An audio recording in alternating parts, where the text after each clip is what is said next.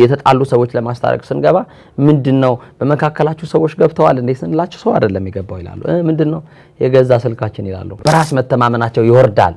በእግዚአብሔር ፊት ለፊት መቆም መፍራት፣ ቃሉን ለመስማት ድፍረት ማጣት፣ እንደዚህ አይነት ነገሮች መጨረሻቸው ምንድነው በር ዘግቶ ራሳቸውን የማነቃቸው የብዙ ሰዎች ምክንያት የብዙ ወጣቶች መርዝ በጥብጦ መጠጣት የብዙ ወጣቶች ምክንያቱ መንገዱ እየሆነ ያለው ራሱ ይሄ ነው። ተክሊሉ እየተገኘ ነው ወይ? ከአገልጋዩስ ተክሊል አለ ወይ?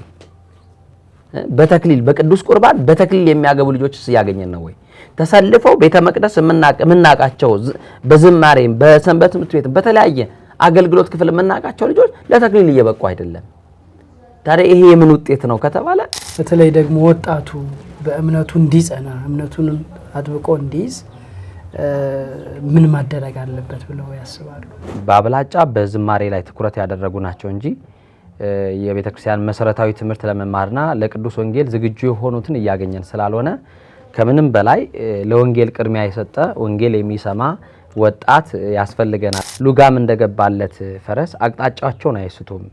አሁን ሀዲዱን የሳተ ባቡር ምን ሊሆን እንደሚችል ሁላችንም መገመት ስለማይከብደን ብዙዎቻችን አሁን ሀዲዱን ስተዋል። አሁን ወጣቶች እንደምታዩት ከሀዲድ ውጪ ነው ያሉት። ማህበራዊ ሚዲያና የዲጂታል ዓለም በኦርቶዶክሳዊ ወጣቶች እምነት ላይ ያለው ተጽዕኖ አሁን ብዙ ወጣቶች ያወሩኛል። በጣም ብዙ ወጣቶች የምን ተጠቂዎች ናቸው ካላችሁኝ በስልካቸው ዝሙትን ተለማምደዋል። አጠቃቅሙን አላወቅንበትም። ፖለቲካውም ላይ ያለንበት መንፈሳዊም ነገር ላይ ደግሞ አይቀርብንም። ከሚሳደበውም አለ ከሚያመሰግነውም ነገር ውስጥ አለንበት እና ለምሳሌ ትላንትና የጸሎት ሰዓት የነበረው ሰው ዛሬ በቲክቶክ አይኑ እስኪጠፋ ድረስ አይኑ ፈዞ አምሽቶ ደክሞ ጠዋት እንኳን ስራ ለመሄድ እንኳን አቅም እስኪያጣ ድረስ የሴክስ ቱሪዝም የሴክስ ኢንዱስትሪ የሚባለው ነገር ዓለማችን እያስፋፋች ያለችበት አንዱ መንገድ ይሄ ነው።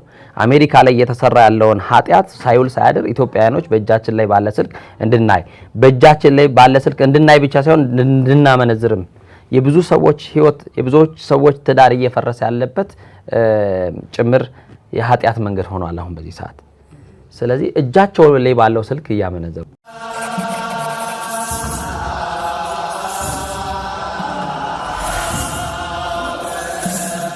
ሰላም ውድ የፈለገ ገነት ሚዲያ ተመልካቾቻችን፣ ዛሬ የምንወያየው ኦርቶዶክሳዊ ወጣት በዘመናዊ ዓለም በሚል ርዕስ ይሆናል። ጥያቄዎቻችንን እያነሳን እንወያያለን። ከኛ ጋር በቤተክርስቲያናችን በስብከት አገልግሎታቸው የተወደዱ መላከ ኤዶም አባ ሪያቆስ በአዲስ አበባ ቅድስት ሥላሴ መንፈሳዊ ኮሌጅ የስነ መለኮት የዲግሪ ምሩቅ ናቸው። አባታችን እንኳን ደህና መጡ። እንኳን ደህና ቆያችሁኝ።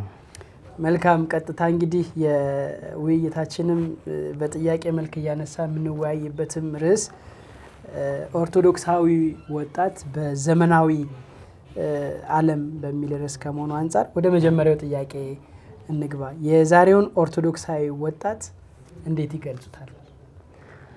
በቅድሚያ አመሰግናለሁ ፈለገ ገነት እንግዳ አድርጎ ስላቀረበኝ።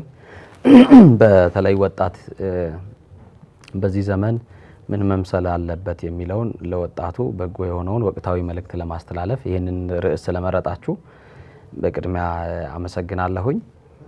ኦርቶዶክሳዊ ምን መምሰል አለበት፣ ኦርቶዶክሳዊ ወጣት በዚህ ሰዓት ምን መምሰል አለበት ከተባለ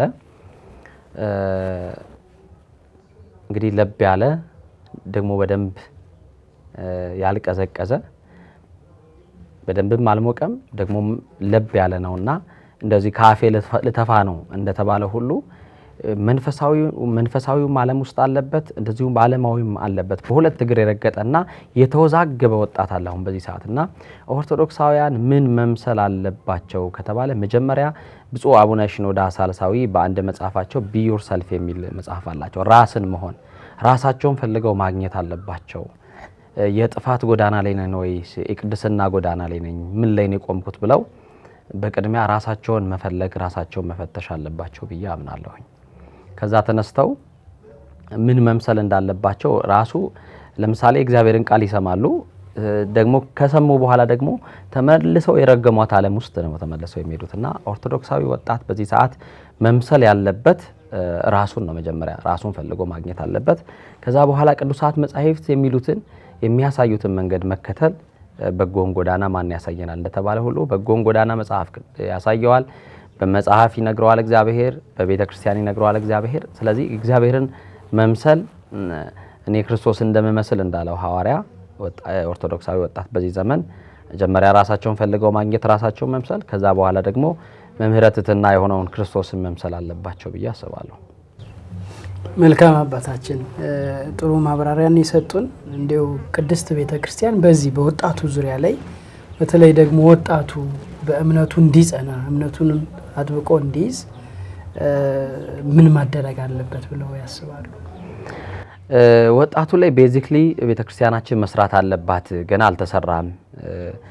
ብዙ በሰንበት ትምህርት ቤቶችም የተለያዩ ኮርሶች የሚወስዱ ጥቂት ወጣቶች ቢሆኑም ግን በአውደ ምሕረት ቁጭ ብሎ ወንጌል የሚሰማ የቤተክርስቲያን ልጆችን እያፈራን አይደለም። ወጣቱን በአብላጫ በዝማሬ ላይ ትኩረት ያደረጉ ናቸው እንጂ የቤተክርስቲያን መሰረታዊ ትምህርት ለመማርና ለቅዱስ ወንጌል ዝግጁ የሆኑትን እያገኘን ስላልሆነ ከምንም በላይ ለወንጌል ቅድሚያ የሰጠ ወንጌል የሚሰማ ወጣት ያስፈልገናልና ቤተክርስቲያን በዚህ ላይ መስራት አለባት።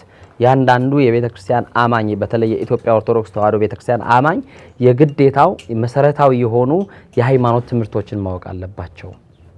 የሃይማኖት ትምህርት መሰረታዊ የሆኑ የሃይማኖት ትምህርቶች ካወቁ ሉጋም እንደገባለት ፈረስ አቅጣጫቸውን አይስቱም።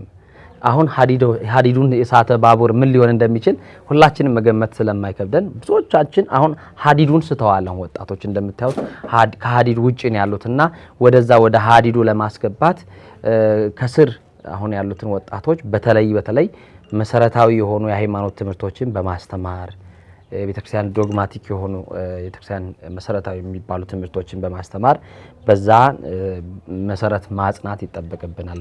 እነሱ ላይ መስራት ይጠበቅብናል። አሁን ላይ እንግዲህ ወጣቱን እያነሳን እየተወያየን ነውና በተለይ በመንፈሳዊ ሕይወት ውስጥ ወጣቱን በቤተ ክርስቲያን ውስጥ ስናነሳ የቤተ ክርስቲያን ተተኪ ለቤተ ክርስቲያን ደጀን የሚሆንላት እምነቱንም የሚያስጠብቅ ወጣት ግድ ለቤተ ክርስቲያን ስለሚያስፈልጋት ከመሆኑ አንጻር ነው እና ይህን እያነሳን ያለ ነው። አሁን ላይ ይሄ የዲጂታል ዓለም ነው መቼም ግሎባላይዜሽን የሚባል አለ፣ ዘመናዊነት አለ። ወጣቱ ደግሞ ከዚህ ጋር መሄድ ይፈልጋል ዘመኑን ተከትሎ እና ማህበራዊ ሚዲያና የዲጂታል ዓለም በኦርቶዶክሳዊ ወጣቶች እምነት ላይ ያለው ተጽዕኖ በተለይ አዎንታዊ አሉታዊ ያው ተጽዕኖ ሲባል በአንድ ብቻ የሚታይ አታዩ እንደዛ ስላልሆነ አዎንታዊው እንዴት ነው? አሉታዊው ሀሳብ እንዴት ያዩታል? ግሎባላይዜሽን እንግዲህ ፖዚቲቭ የሆነ ኢምፓክት አለው፣ ኔጌቲቭም እንደዛው አሉታዊም ደግሞ አዎንታዊም ተጽዕኖ አለው። በአብላጫ የሳይበር አታክ ተጠቂዎች ነን። በዲጂታሉ በቴክኖሎጂው ዓለም አሁን ብዙዎቻችን ከመጽሐፍ ዓለም ርቀናል። ለምሳሌ አጠቃቀሙን አላወቅንበትም። ፖለቲካውም ላይ ያለንበት መንፈሳዊም ነገር ላይ ደግሞ አይቀርብንም። ከሚሳደበውም አለ ከሚያመሰግነውም ነገር ውስጥ አለንበት እና ለምሳሌ ትላንትና የጸሎት ሰዓት የነበረው ሰው ዛሬ በቲክቶክ አይኑ እስኪጠፋ ድረስ አይኑ ፈዞ አምሽቶ ደክሞ ጠዋት እንኳን ስራ ለመሄድ እንኳን አቅም እስኪያጣ ድረስ እንትን ብሏልና ከዚህም ባለፈ ደግሞ በጎ ጎንም አለው። ለምሳሌ በጎ ጎን አለው የምንልበት አለ። ለምሳሌ ዘመኑን በዋጀው በቴክኖሎጂ ተጠቅሞ ወንጌል ማዳረስ የበጎ ጎን ነው። ቴክኖሎጂ ጊዜው በፈቀደ ፕላትፎርም ወንጌል ለማስተማር ለምሳሌ ቤተክርስቲያን የማያገኙ ምእመናን አሉ። በየአረብ ሀገራት የእግዚአብሔርን ቃል መስማት የሚናፍቃቸው ቅዳሴ ማህሌቱ የሚናፍቃቸው አሉ። ለነሱ ማድረስ ብዙዎችን ደግሞ ከጥፋት እንዲመለሱ ብዙ መምህራን እየሰሩ ይገኛሉ አሁን ለምሳሌ። ስለዚህ ከዚህ ጎን በጎ ጎን አለው። አጠቃቀሙን ያላወቁበት ሰዎች ለምሳሌ አሁን ብዙ ወጣቶች ያወሩኛል። በጣም ብዙ ወጣቶች የምን ተጠቂዎች ናቸው ካላችሁኝ በስልካቸው ዝሙትን ተለማምደዋል እና ስለዚህ መጥፎ ጎን ነው የምንለው ምን መጠቀም አለብን፣ በቴክኖሎጂን ተጠቅመን ምን መጠቀም አለብን የሚለውን በስርዓት ማወቅ አለብን። ቤተክርስቲያንም በዚህ ላይ የሰራችበት ግንዛቤ የሰጠችበት አይደለም። ለምሳሌ እንደምታዩት ነው። የሴክስ ቱሪዝም የሴክስ ኢንዱስትሪ የሚባለው ነገር ዓለማችን እያስፋፋች ያለችበት አንዱ መንገድ ይሄ ነው። አሜሪካ ላይ እየተሰራ ያለውን ኃጢአት ሳይውል ሳያድር ኢትዮጵያውያኖች በእጃችን ላይ ባለ ስልክ እንድናይ በእጃችን ላይ ባለ ስልክ እንድናይ ብቻ ሳይሆን እንድናመነዝርም የብዙ ሰዎች ህይወት የብዙዎች ሰዎች ትዳር እየፈረሰ ያለበት ጭምር የኃጢአት መንገድ ሆኗል አሁን በዚህ ሰዓት። ስለዚህ እጃቸው ላይ ባለው ስልክ እያመነዘሩ እጃቸው ባለ ስልክ ከእግዚአብሔር ጋር እየተጣሉበት ያሉ ሰዎች አሉ። ከዚህም ባለፈ ደግሞ ይሄን ነውሩን ኃጢአቱን ያልተለማመዱ ደግሞ በምን ተገኝተዋል በዚህ በምን አይነት ነገር ወድቀዋል ከተባለ ለምሳሌ ፌክ አካውንት በመክፈት ብፁዓን አበው ሊቃነ ጳጳሳትን የቤተ ክርስቲያን አይናማ መምህራኖችን ለቤተ ክርስቲያን እየደከሙ ያሉትን ሰዎች በማሸማቀቅ እያገለገሉ ያሉን ሰዎችን ለማኮላሸት ታርጋ በመለጠፍ ቁንጮ በመንጭንትን ያሉ የታርጋ በስም በማጥፋት የሄት ስፒች ማለት ነው የጥላቻ ንግግር በመናገር እንዲህ ያሉ ነውሮችንም በዚሁ ግሎባላይዜሽን ወይም ደግሞ በምንጠቀማቸው ቴክኖሎጂዎች ተጠቂ ሆነናል። በዚህም ያክል መተማመን እንዲጎድል ከሰዎች መካከል ፍቅር እንዲቀዘቅዝ ያልተደረጉ ነገሮች እንደተደረጉ አድርጎ ኤግዛጁሬት አድርጎ በማድረግ ሰላማዊ የሆነች ከተማ ተበጠበጠች ብሎ በማለት ሰላማዊ የሆነችን ደብር ማህበረ ካህናቱን ከማህበረ ምእመናን ጋር የማጣላት ስራ እንዲህ አይነት ስራዎች ደግሞ ካህናቱን ወይም በአስተዳደር ላይ ያሉ ሰዎችን ከሊቃነ ጳጳሳት ጋር የማጣላት ስራ እንዲህ አይነት ነውሮችም የተለመዱት በእንደዚሁ አይነት ስለሆነ አጠቃቀማችንን በጣም ካልተገነዘብን ራሳችን በገዛ ስልካችን እንጠፋለን። ስለዚህ ወጣቶች አጠቃቀማቸውን ሊያውቁ ይገባል። ስለዚህ አንደኛው የሳይበር አታክ የመጨረሻው ዲፕሬሽን ውስጥ ገብተዋል ብዙዎች። ለምሳሌ ትዳር ያስጠላቸዋል። እንደገና ደግሞ እርካታ ማጣት፣ ኮንፊደንስ ማጣት፣ በራስ መተማመናቸው ይወርዳል። በእግዚአብሔር ፊት ለፊት መቆም መፍራት፣ ቃሉን ለመስማት ድፍረት ማጣት፣ እንደዚህ አይነት ነገሮች መጨረሻቸው ምንድነው? በር ዘግቶም ራሳቸውን የማነቃቸው የብዙ ሰዎች ምክንያት የብዙ ወጣቶች መርዝ በጥብጦ መጠጣት የብዙ ወጣቶች ምክንያቱ መንገዱ እየሆነ ያለው ራሱ ይሄ ነው። ስለዚህ አጠቃቀማችን በጎ የሆነውን ብናይ የምስጋናውን ብንሰማ ቃል እግዚአብሔር ብናደምጥበት ከእግዚአብሔር ጋርም ጭምር እንታረቅበታለን። ከዛ ውጪ ግን ከሆነ ሀዲዱን እንደሳተ ባቡር ይዞን ወደ ገደል ይገባል። ብዙዎቻችን እየገባን ነው። ይሄንን መልእክት ለሚመለከቱ በተለይም የግብረ አውኑንን በመፈጸም በስልካቸው ባዩት ነገር ብዙ ሰዎች ህይወት ውስጥ ገብተን የተጣሉ ሰዎች ለማስታረቅ ስንገባ ምንድነው በመካከላችሁ ሰዎች ገብተዋል እንዴ ስንላችሁ ሰው አይደለም የገባው ይላሉ። ምንድነው የገዛ ስልካችን ይላሉ።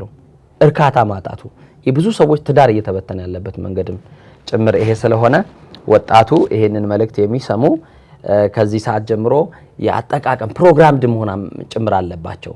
የጸሎት ሰዓት ነው። የንባብ ሰዓት ነው። አሁን ከንባብ ዓለም ጭርሰን ወጥተናል ብዬ ነው የማምነው።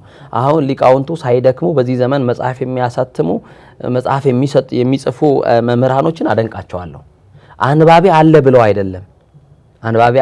አይደለም ግን አንባቢን መፍጠር እንችላለን። በፊት የነበሩ ጥቂት አንባቢዎችም ወደ ንባቡ ዓለም እንዲመለሱ እየጠፉ የተወሰዱትን ወደ ንባብ ዓለም እንዲመለሱ ማድረግ እንችላለን።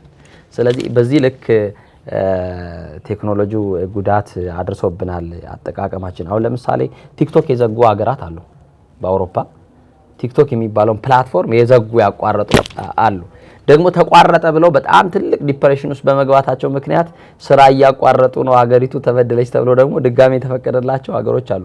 ይሄን ያክል ተጽዕኖ አለና ልቅ አድርገናቸው መረን አድርገናቸዋል። ሲመጡም የምንነግራቸው ህይወት ተኮር አይደለም። አሁን ያለንበትን የጥፋት ጎዳና አልነገርናቸውም። ፍንትው አድርገን አልነገርናቸውም። ለምሳሌ ቤታችን አሁን እኮ ቤታችን ያለውን ችግር አልነገርናቸውም። ቤት ውስጥ ችግር አለ። ለካህናት መንገር የሚፈሩት ነገሮች አሉ። ስለዚህ አሁን ስለ ማስተርቤሽን ነግረነዋል ለዚህ ወጣት ስለ ግለ ወሲብ ግብረ አውኖናውያን ስለሚባለው ነገር አልነገርነው። እንደውም አሁን አልፎ እንደውም አንዳንድ ማህበራዊ ሚዲያ ላይ ሰዎች ሲናገሩ ሰማሉ። አልፎ አልነገርነውም ወጣቱ ከ160 በላይ ማጋነን አይሆንብኝ ጥናት ስላልሆነ ከ160 በላይ ወጣት በዚህ የተያዘ ነው። ይሄንን እንዴት አድርገን እናወጣ? ነገ ትዳር እኮ መመስረት አይችልም። ነገ በጋብቻ የሚኖር ወጣት አናገኝም። ተክሊሉ እየተገኘ ነው ወይ? ከአገልጋዮች ተክሊል አለ ወይ? በተክሊል በቅዱስ ቁርባን በተክሊል የሚያገቡ ልጆችስ እያገኘን ነው ወይ? ተሰልፈው ቤተ መቅደስ የምናቃቸው በዝማሬም በሰንበት ትምህርት ቤት በተለያየ አገልግሎት ክፍል የምናቃቸው ልጆች ለተክሊል እየበቁ አይደለም። ታዲያ ይሄ የምን ውጤት ነው ከተባለ ይሄው የምታውቁት ነው። ይሄ ፕሪሜሬጅ ላይ አላስተማርንም። ቅድመ ጋብቻ ምን መሆን አለበት የሚለውን ነገር አልነገርናቸውም። ከጋብቻ በኋላ ያለውን ነገር ልንነግራቸው እንችላለን አይደል? ስለዚህ ጥፋቱ የካህናት ብቻ አይደለም፣ የምእመናን ብቻ ብለን የምንወስነው ሳይሆን የጋራ ችግራችን ነው። የጋራ ችግራችን ደግሞ በጋራ በመነጋገር ሰፊ የውይይት መድረኮች በመክፈት ወጣቱንም ማዕከላዊ ያሉትንም ባማከለ መልኩ ባህልና ታሪካችን እሴታችን እየተወሰዱብን የሚመጡት ከዚህ በኋላ ባሉት ትውልድ። ምክንያቱም ለምሳሌ መደጋገም እንዳይሆነ ደግ መቃል እንዳይሆነብኝና ይሄ በማስተርቤሽን መጨረሻ ልምምዱ በነገራችን ላይ በሳይንስ የተረጋገጠ ጥናት በውስጥ ያለ የፕሮቲን መጠንን ይጨርስና ለወገብ ህመም፣ ለእግር ህመም እንደዚህ አይነት ከዛም በተመሳሳይ የሳይኮሎጂካል የስነ ልቦና ጥቃት ሁሉ ይደርስባቸዋል። ቀጥሎ ደግሞ በህይወት ውስጥ አሁን ወደ ትዳር ውስጥ አይገባም፣ ቢገባም ደግሞ ውጤታማ አይሆንበትም። ስለዚህ እንዲህ ያለ እየመከነ ያለውን ትውልድ ማትረፍ የምንችለው ግልጽ የሆነ የቤተሰብ ውይይት ያስፈልገናል። አባት እናት ልጆቻቸውን ቁጭ አድርገው ስለ ወደፊት ስለሚገጥማቸው በጓደኝነት በእጮኝነት ያሉ ሰዎች ይኖራሉ አይደል? አሁን እኛ አንደሬጅ የሆኑ ከእድሜያቸው በታች የሆኑ የፍቅር ህይወት የጀመሩ ልጆች ይኖራሉ። እነዛን ሰዎች ማስበርገግ ሳይሆን መስመር ማስያትና ወደፊት የሆነ መንገድ ላይ እንዲደርሱ ማድረግ ይቻላል። በመምከር ግልጽ የሆነ የቤተሰብ ውይይት በማድረግ የነገይቱን ቤተክርስቲያን የነገይቱን ሀገር እንዲያስጠብቁ ቤተክርስቲያን እንዲወርሷት መንገድ ማሳየት በጎን ጎዳና ማሳየት ይጠበቅብናልና የጋራ ችግራችን ነው። የጋራ ችግራችን በጋራ ተወያይተ መፍታት ይጠበቅብናል። በዛሬው የመወያያ ርዕስ አድርገን ኦርቶዶክሳዊ ወጣት በዘመናዊ ዓለም በሚል ርዕስ ያደረግነው ከአባታችን ጋር ያደረግነው ቃለ መጠየቅ በዚሁ ተጠናቋል። በሌላ ጊዜ በሌላ ርዕስ እንገናኛለን። ሰላም፣ እግዚአብሔር ከሁላችን ጋር ይሁን።